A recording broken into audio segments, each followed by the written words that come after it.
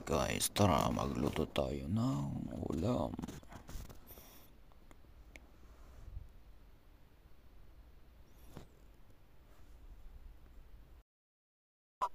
Seafood siya na may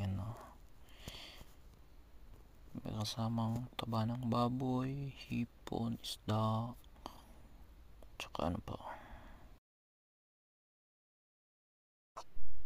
Ayan guys, yung lutaan natin ay lang, medyo maliit lang.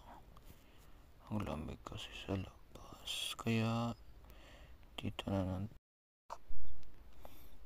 Ayan guys, medyo mura ang isda dito. Tapos minsan pag tag-init, maraming huli sa pangangawil, kaya di na kailangan pumili ng isda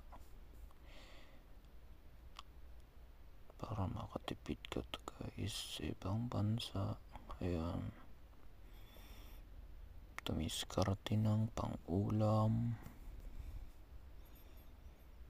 kasi malaki rin ang natitipid pag marunong ka mangawil. Mura lang ang pamain, pero malaki ang nasisave. Di ka na bibili ng isda.